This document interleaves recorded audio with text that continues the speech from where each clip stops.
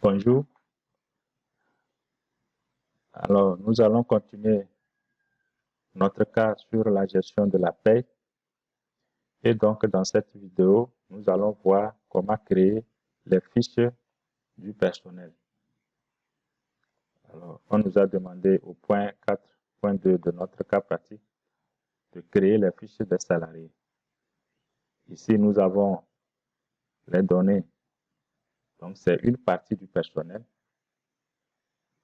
avec les informations de paie les concernant. Donc, ce que nous allons faire, c'est de créer le personnel dans le logiciel. Alors, c'est parti. Nous sommes toujours avec notre fichier de paie.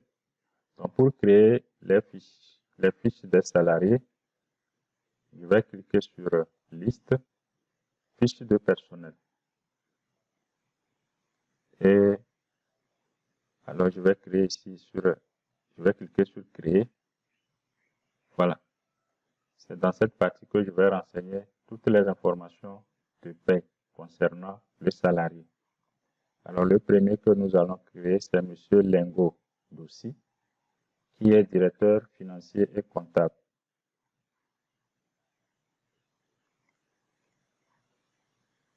Nous allons l'attribuer un numéro matricule. Je prends 1001.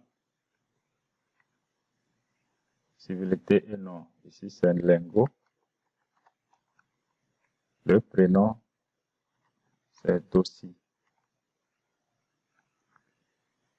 Situation de famille. Alors, il est marié et personne à charge 4. Donc, ici, je vais choisir marié. Le nombre d'enfants à charge 4. Voilà. Ici, j'ai la possibilité de renseigner, en cliquant ici, créer, renseigner le nom de tous les enfants avec leur date de naissance et puis le sexe. Voilà, nous n'avons pas cette information dans notre cas, donc nous allons continuer.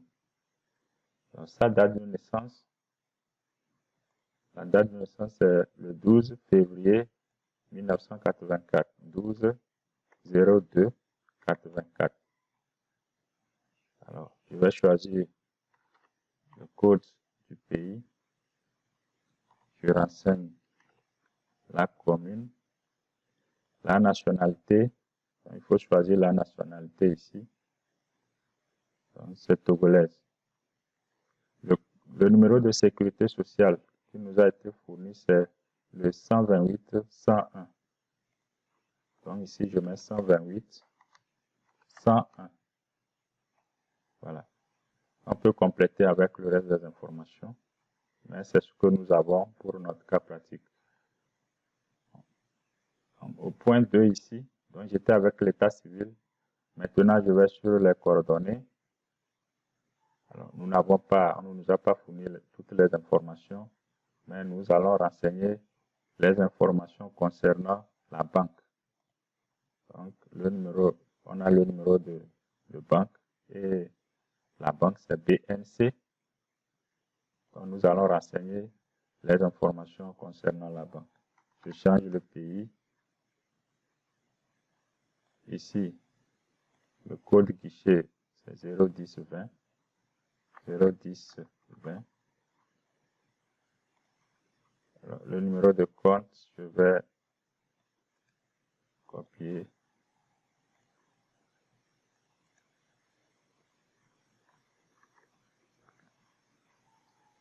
Et puis la clé c'est 32. 32. Donc le numéro de le nom de la banque c'est BNC. Voilà. Donc j'ai fini pour cette information. Alors je vais passer au niveau du contrat. Les informations que nous avons sur le contrat, c'est la date d'embauche et la nature du contrat CDI. Donc, il a été recruté le 5 janvier 2016 pour un CDI. Donc, nous allons renseigner ces informations ici. Je vais les renseigner à partir d'ici. Détail du contrat. Voilà. Donc la date, c'est le 5 janvier 2016, 05/01/2016. Voilà. Quand j'appuie sur tabulation, je dois mettre à jour ces informations, la date d'embauche, la date d'ancienneté, ainsi de suite. Là, je clique juste sur OK pour mettre à jour ces informations. Alors, s'il y a une date de fin de période d'essai, on va renseigner. Le type d'entrée, c'est embauche. La deuxième information que nous avons, c'est la nature du contrat. Donc, on peut créer la nature. Hein. On peut cliquer ici, créer. On met le code et l'intitulé. Donc là, c'est un CDD. Un CDI, je vais sélectionner. Je peux modifier le numéro du contrat qui a été fourni et puis valider. Voilà.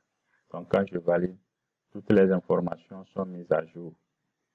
L'ancienneté a été mise à jour en fonction donc du mois dans lequel nous sommes, du mois et de l'année de paie dans lequel nous sommes.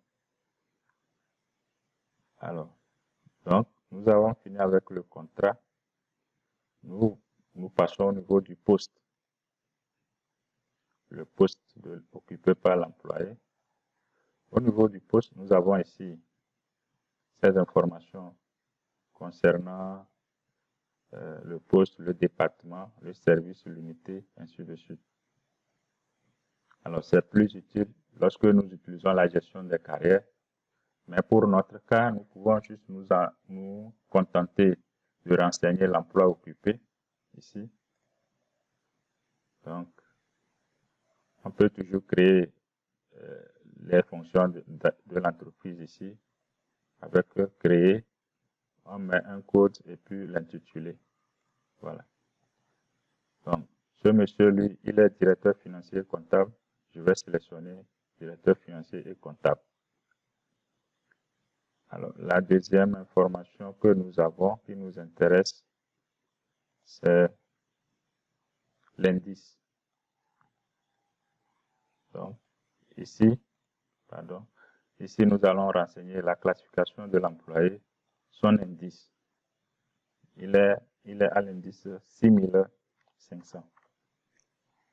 Parce que dans le calcul de la paie, pour obtenir son salaire indiciaire ou bien le salaire de base, on va multiplier le taux de l'indice par le coefficient. Alors, je devais renseigner le coefficient ici qui nous a été fourni. Nous avons ici la valeur indiciaire est de 185 pour tous les salariés. Donc, j'aurais pu insérer 185 ici, mais j'ai préféré créer une constante pour renseigner la valeur indiciaire. Ça permet d'avoir, puisque la valeur indiciaire est la même pour tous les salariés, alors, au lieu de renseigner la valeur indiciaire sur chaque fiche de l'employé, au risque de faire des erreurs, je préfère créer une constante et l'utiliser dans le calcul pour multiplier par l'indice et obtenir le salaire indiciaire. Voilà, on peut renseigner les autres informations, la qualification, ainsi de suite. Moi, je me limite à ces informations-là et donc je peux passer à la paie. Voilà. Au niveau de la paie, j'ai juste besoin du salaire de base. Donc, je vais renseigner le salaire de base. Comme je l'avais déjà expliqué, le salaire de base, ici, c'est le salaire indiciaire, qui est la valeur indiciaire fois l'indice. Donc, je vais sélectionner la rubrique qui concerne la valeur indiciaire. Donc, en cliquant ici, je vais dans salaire et là, j'ai mon salaire, le salaire indiciaire. Voilà. Donc, je vais faire un double clic pour le sélectionner. Donc, le salaire de base ici, c'est le salaire indiciaire que j'ai créé. Si nous n'avons pas des indices avec des taux, on peut renseigner ici le montant du salaire de base pour chaque employé. Voilà, au niveau de la paie, donc la deuxième information utile que nous allons renseigner encore, c'est le taux horaire de la société. Alors, c'est aussi une constante qui a été créée, qui est appelée horaire société. Je peux sélectionner pour le chercher, c'est ça. Le taux horaire de la société, les 173,33 qu'on avait créé précédemment. Voilà.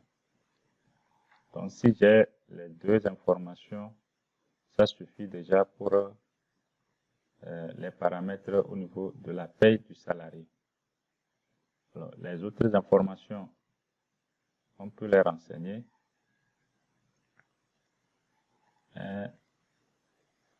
En gros, c'est tout ce dont nous avons besoin donc pour le salarié. Il faut renseigner l'état civil, les coordonnées, le contrat, le poste et puis la paie. Alors ici, s'il faut régulariser les congés, là, il faut les renseigner, les congés des années antérieures. Voilà. Donc, après avoir renseigné ces informations, je clique sur OK.